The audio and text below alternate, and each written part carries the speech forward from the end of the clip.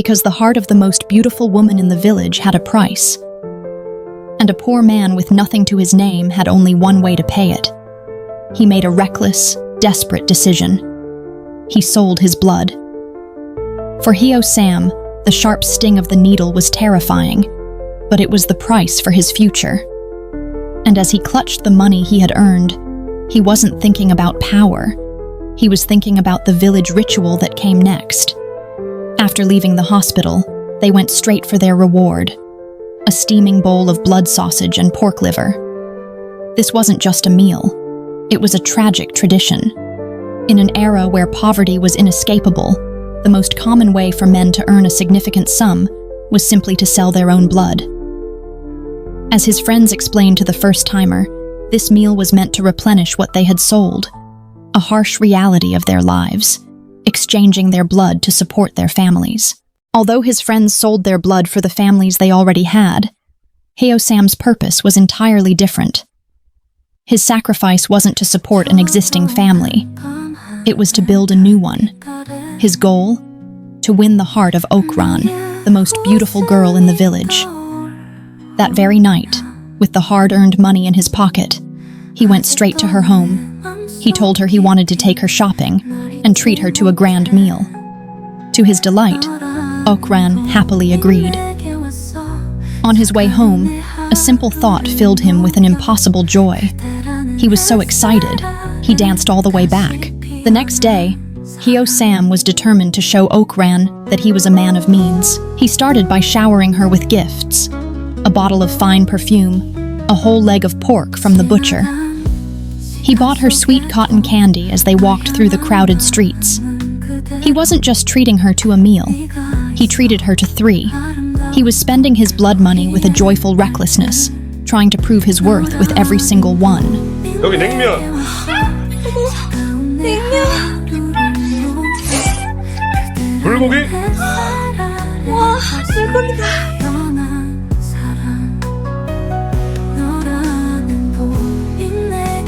Finally, they sat in the most fashionable little cafe. Ok-ran delicately took small sips of her coffee, contentedly looking at the pork and perfume placed before her. Heo Sam said this perfume smells really good, and asked her to try it.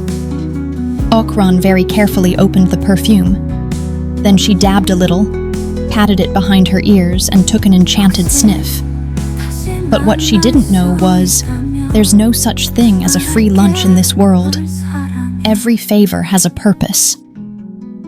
While Ok-ran was full and very satisfied, Heo Sam finally got straight to the point and said, 네?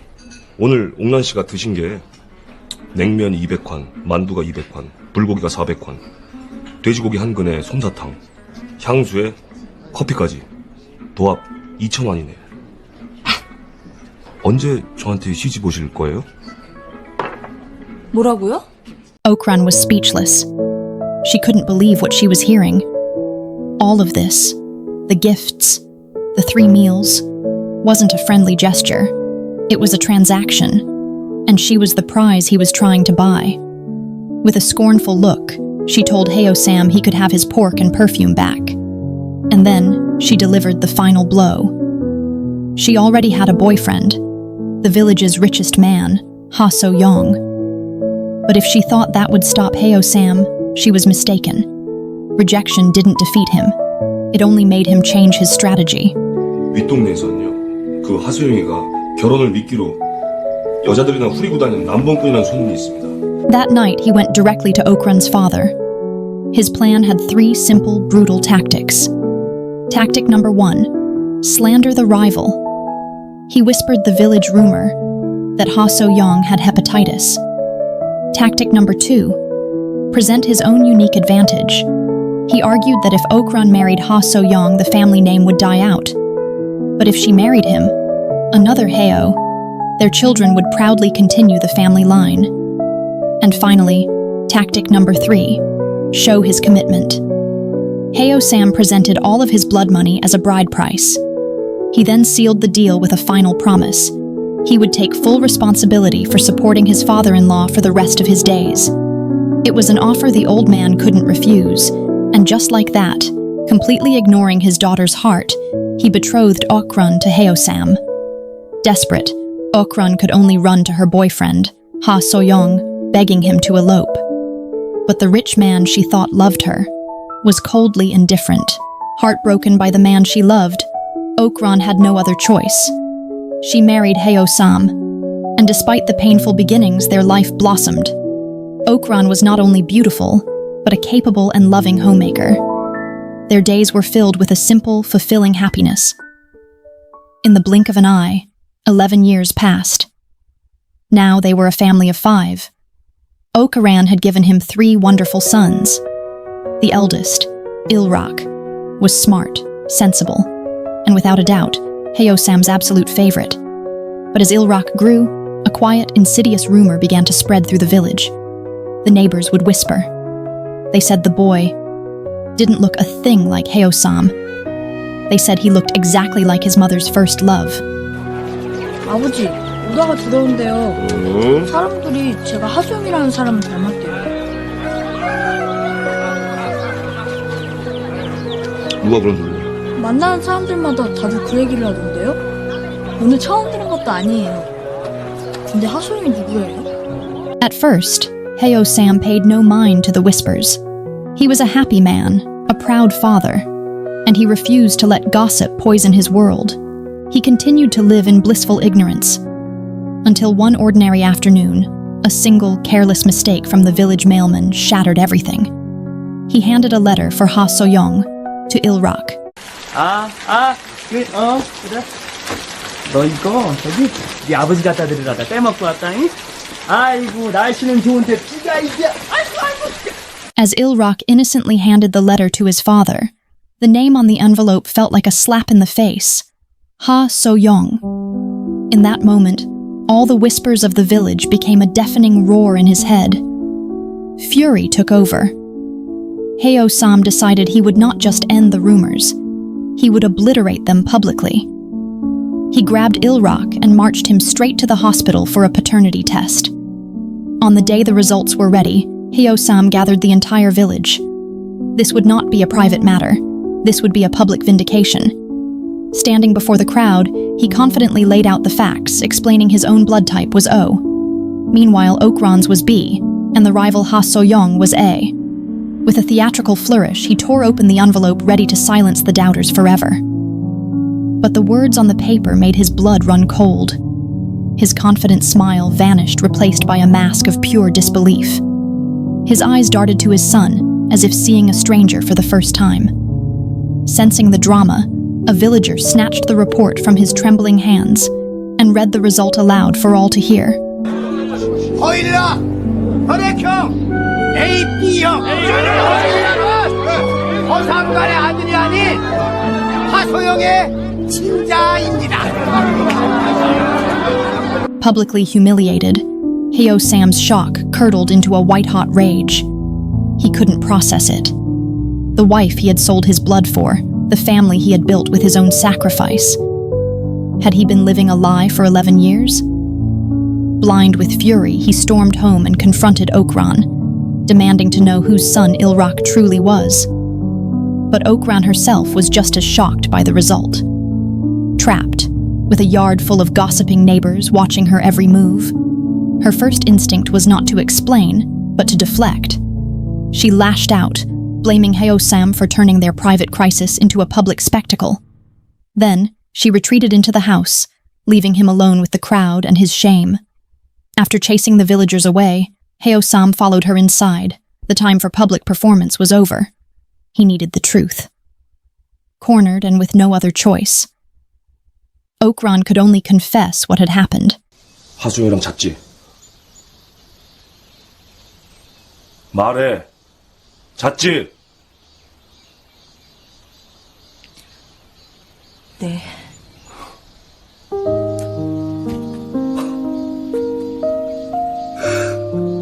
몇 번? 딱 한 번이요. 하수영이랑 잔 건 맞잖아. 그래놓고서 서방질 안 했다고 떠벌려? 이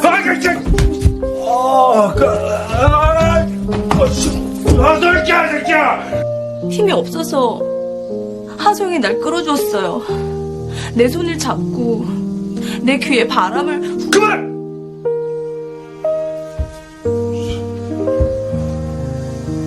아주 개자식 이거 씨. 에이! 그때 일락이가 만들어진 거야. 어? 나 생각났어. 우리 첫날 밤 그날 내가 불 켜자고 했을 때 당신이 불을 껐어. 어? 처음이 아닌 걸 들킬까봐. 아니에요. 그땐 진짜 부끄러워서 그랬어요. 다시 한번 잘 생각해 봐봐요. 11년이야 11년. 쥐뿔도 없는 내가 11년 동안 남의 자식을 키운 거라고. From that day on, a sickness took hold of Heo Sam. It wasn't the hardship of poverty, nor the struggle to support his family. His illness was a wounded pride, a deep, burning shame from 11 years of deception. He became resentful of the world. He stopped earning money, stopped caring for the house. At night, he would lie outside in the darkness and cry in secret. And the deepest cut of all, he looked at Il-rak and warned him to never ever call him father again. From now on, he was just uncle. It's true that few of us can firmly face the great sorrows of our lives. Simply living is hard enough. But sometimes sorrow seems to attract more sorrow, as if drawn to a wound. And one day that sorrow came knocking. His 2 younger sons ran home in tears after being bullied, and they called for the only person they knew could protect them, their big brother, Il-rak. Fiercely protective of his brothers, Il-rak didn't hesitate. He grabbed a stone and smashed it on the head of the bully. But his act of loyalty came with a heavy price. That afternoon, the boys' parents stormed to their house demanding to settle the score. Their threat was chilling: pay $5,000 for medical bills, or they would take Il-rak's life in return. Heo Sam remained completely indifferent. In his mind, the logic was cold and simple. This wasn't his son, so this wasn't his problem. For 11 years, he had been raising another man's child for nothing. Now they wanted him to pay for that child's mistake. He sneered. What a joke.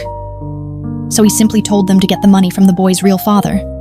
But after being denied by Ha So-young, who refused to admit the boy was his, the furious parents returned. Since no one would pay, they began to take the family's furniture as compensation. Ok-ran, knowing her son was in the wrong, could only watch in silent shame as their home was stripped bare. But when Il-rak saw them taking his mother's most cherished possessions, he broke. He turned to the one man who could stop it all and pleaded. 아버지, 엄마까지 가져가요. 좀 말려주세요. 야, 이 자식아, 이 잡종놈아, 이 집안에 네 아버지가 어딨어? 야, 이 개자식아. 왜 일락이한테 욕을 하고 지랄이야? 작정이라니. 네 자식도 아니라면서 왜 욕하고 지랄이야? Ok-ran held her sobbing son, her own heart aching. She looked at her husband, a man so lost in his own pride that he had become indifferent to their suffering. She realized she was on her own. With a heavy heart and no other choice, she took out a long, unused lipstick.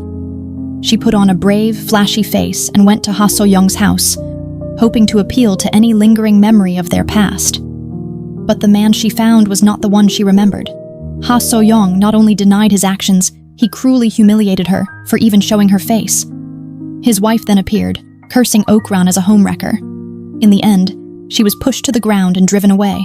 She could only return home in a wretched state.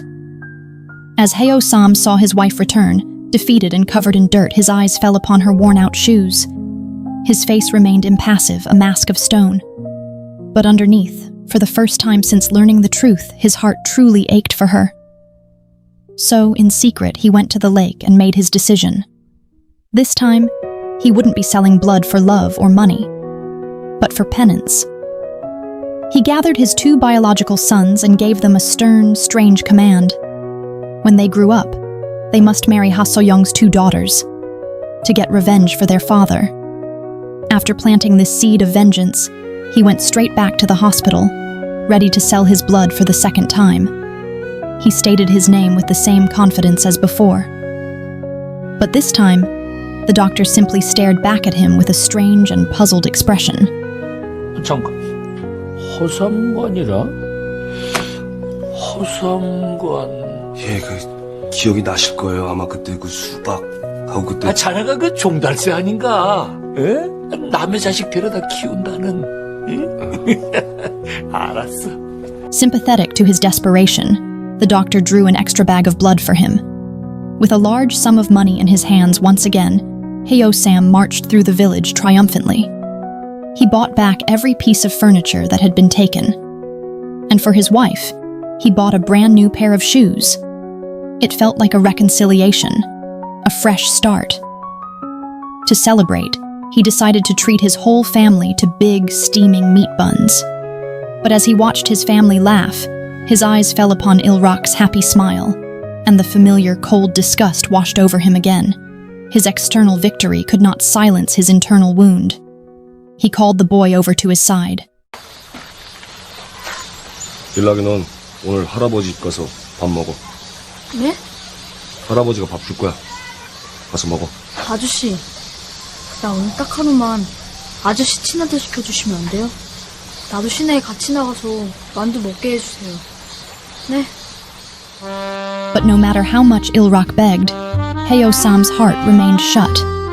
He shook his head and refused. His logic was simple and brutally cold. He had sold his blood for his family, for his sons, and that money could only be spent on them. And Il-rak was not one of them. 알아들었으면 어서 가. 엄마 앞에서 표정 관리 잘하고. 아저씨, 왜 시켜? 시켜. 안 듣겠다, 인마. 왜? 만약에 제가 아저씨 친아들이었으면 저도 만두 먹으러 데리고 가는 거였죠?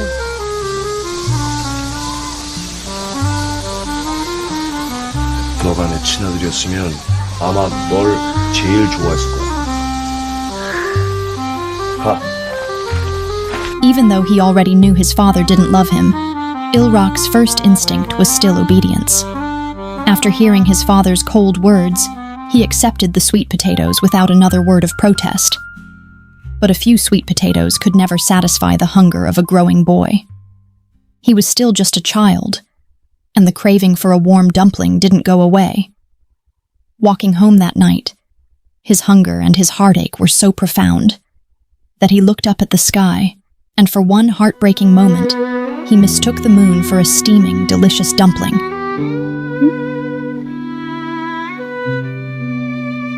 만두? 만두. 안 돼!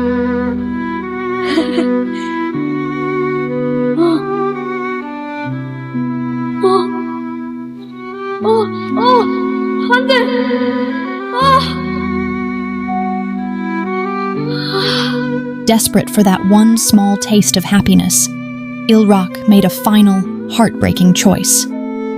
He went to the house of Ha So-young, the man they called his biological father, hoping he might be willing to buy a simple bowl of dumplings for him. But the rejection he received was even colder.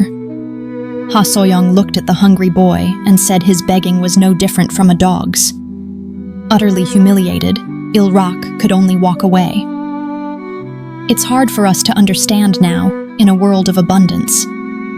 But in those days, a full stomach wasn't a given. It was the ultimate happiness, the most fundamental goal.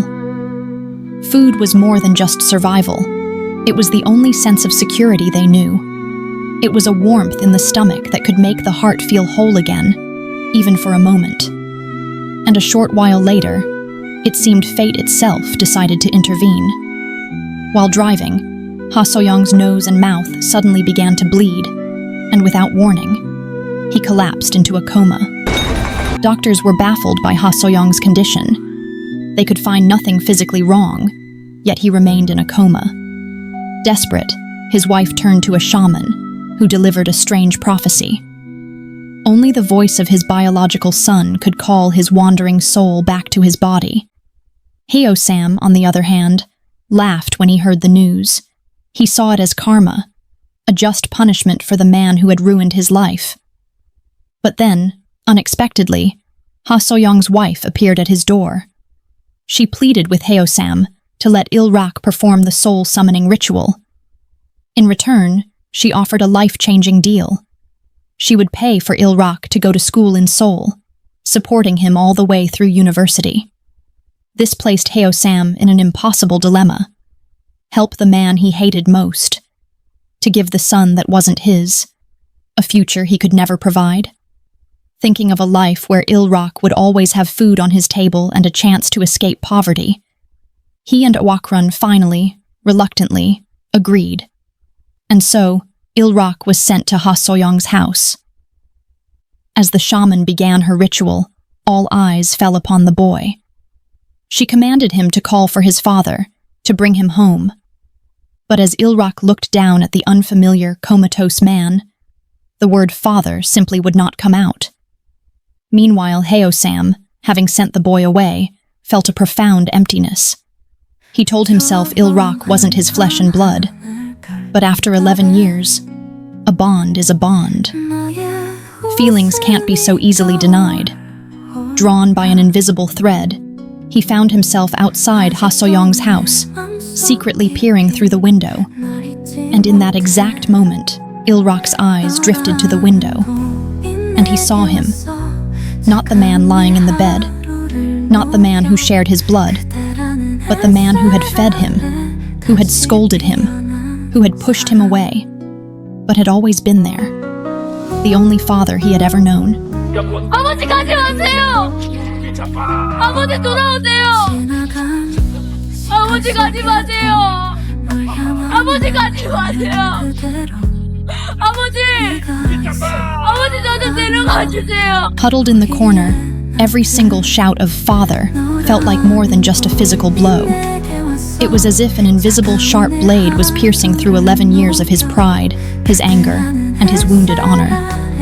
The pain was indescribable, far surpassing any physical sensation. And in that moment, he knew he couldn't bear it for one more second. He couldn't bear the sound of his son's suffering.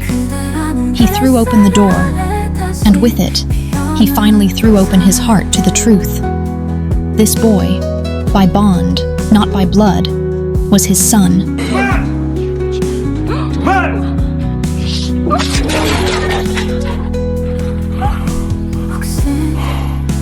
일락 일로 와. 아버지! 얘가 겁먹었잖아!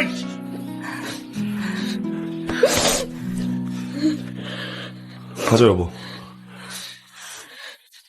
On the quiet walk home, Il-rak leaned against his father's back, feeling an unspeakable, peaceful happiness. And in that moment, Heo Sam finally understood a profound truth. Il-rak was not of his blood, but after 11 years, their bond was forged in something far stronger, an emotional connection that could never be broken. To doubt that connection was to doubt life itself. The life of a family is often like that, a transparent container holding all its joys and sorrows for the world to see. But their particular sorrow did not need to be understood by everyone. After all, everyone has their own hard life to live.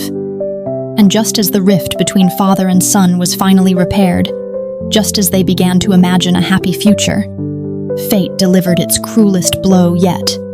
A new misfortune struck, one that would threaten to crush their entire family completely. One day, while playing with friends, Il-rak suddenly collapsed. The diagnosis at the hospital was a cruel twist of irony. The boy had inherited Ha So-young's severe liver disease. The good news was that it was treatable if caught early. The bad news was that the medical bills were impossibly high. Heo Sam didn't hesitate.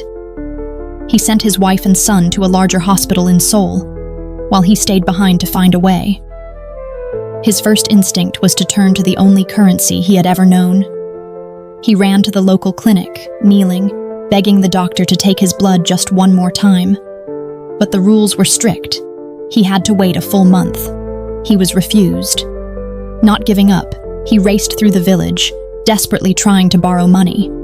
But all he could gather was a pittance, a mere drop in the ocean compared to what was needed. He even swallowed his pride and went back to Ha So-young's wife. But she, having already been rejected once by Il-rak, coldly turned him away.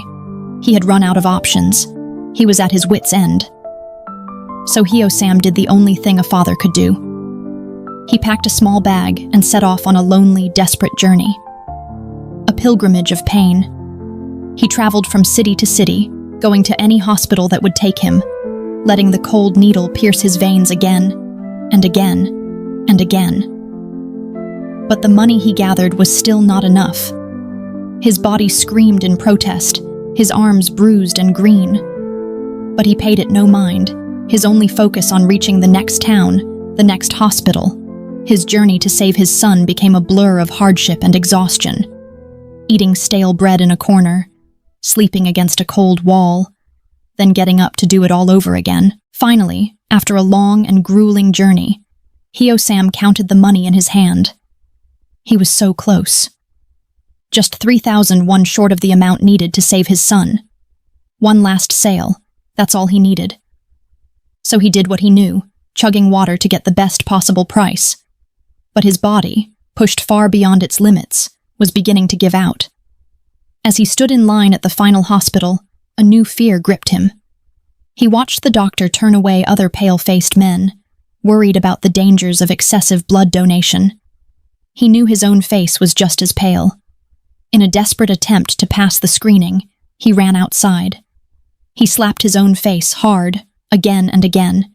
He then grabbed a fence and hung himself upside down in the pouring rain, anything to force some color back into his dying skin.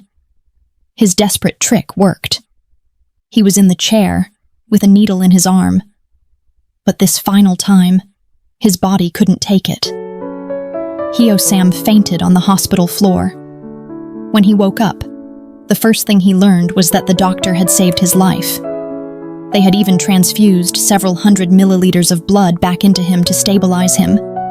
And in that moment, all Heo Sam could think of was the cruel irony. He hadn't earned the final 3,001, and now he owed the hospital for the very blood they had just given him. Panicked and broken, he frantically begged the doctor to take it back. 내 피를 도로 넣은 거는 내가 이해를 하겠는데, 아니 남의 허락도 없이 남의 피를 넣어놓고 돈을 내라니. 알았어요, 아저씨. 빨리 돈 내고 가요 지금. 난 내 피가 아닌. The doctor, thinking he was dealing with a crazy man, argued back. In the heat of the moment, a frustrated shove sent the already weak Heo Sam sprawling to the ground. And as he fell, the money, every single one he had sacrificed his body for, scattered across the floor. In an instant, the atmosphere in the room shifted. The eyes of the other impoverished men in the waiting room locked onto the cash with a hungry, desperate greed. Heo Sam saw the danger immediately. Without a second thought, he threw his body over the scattered bills, trying to shield them from the circling vultures. But the hungry crowd was faster. They pounced.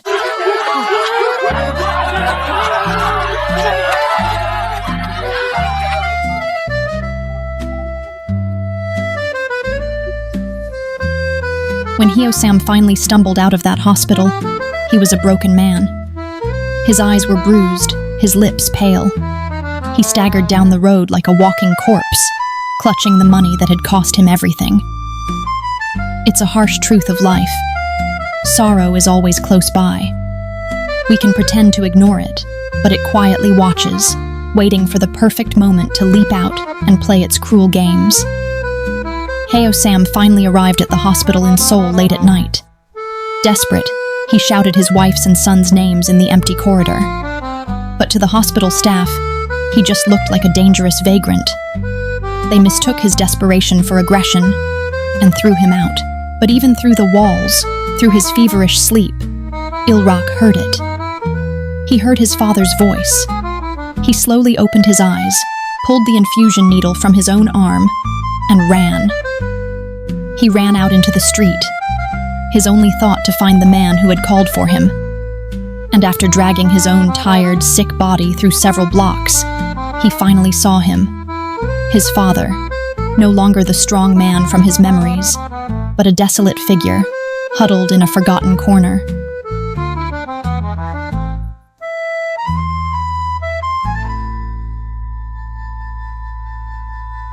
아버지!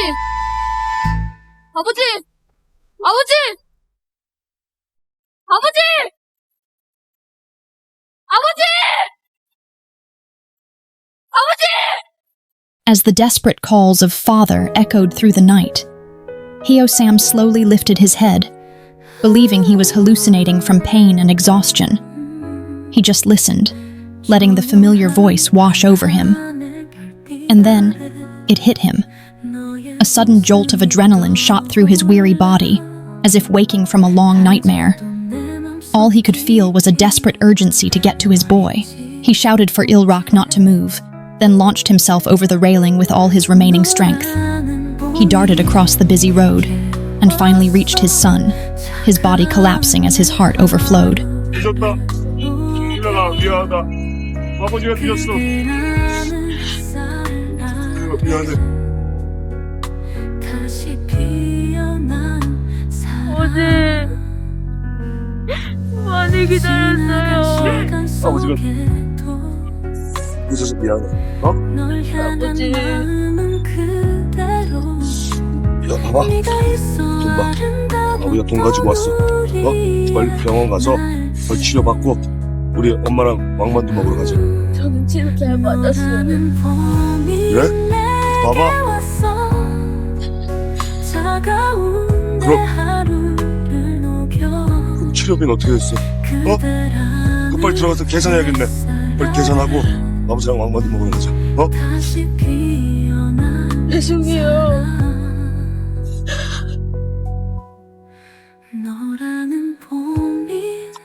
그냥 아버지가 미안해. 어?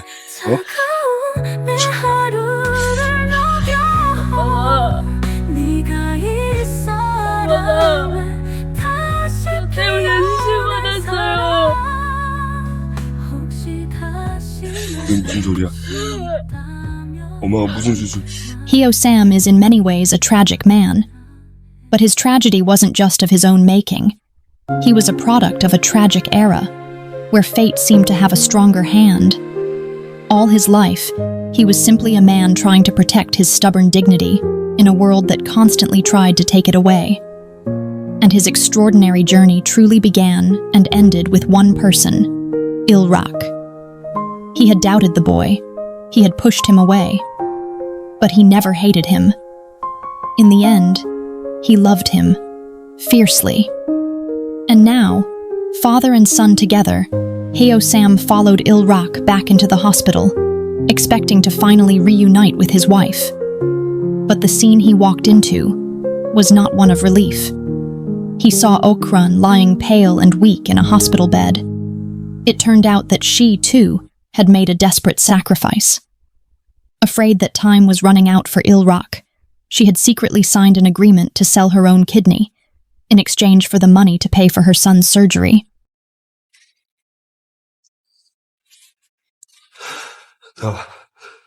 나 원래는 안 늦으려고 그랬는데.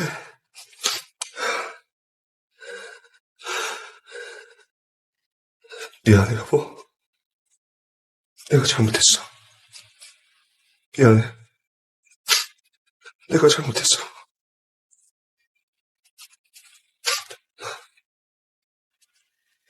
괜찮아요. 괜찮아요. 미안해. 밥 먹었어요? 이제 먹어야지. 당신이랑 일날도.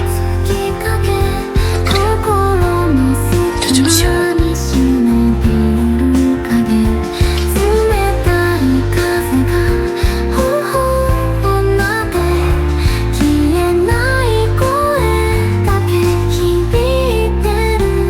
And in the end, after all the storms had passed, Heo Sam's family found their peace. The hardship receded, and the bitterness finally gave way to sweetness. With the money from his last blood sale, Heo Sam took his entire family to a restaurant. This simple meal. This may seem insignificant to us today, but for them, in that moment, it was everything. The taste of survival, the warmth of a family made whole again. What makes this story so powerful is its origin. It's an adaptation of the celebrated Chinese novel, Chronicle of a Blood Merchant, by Yu Hua. The book itself is a sharp, often tragicomic critique of life in China during a tumultuous 20th century, reflecting a time when selling blood became a real and desperate way for the poor to survive. In Heo Sam, we see a simple man almost foolish. He wasn't sentimental. He simply faced every difficulty head-on. He couldn't change his fate in a harsh world, but he could resist. He could use his own flesh and blood to prove that he too lived with an unwavering dignity. And perhaps that is the ultimate lesson. People live because they have something, or someone, to hold on to. That is where we find our truest strength. That is how we endure. Tell the story with heart. Tell the story with sincerity. I'm Pixielow, journeying with you so we both may grow. See you in the next video.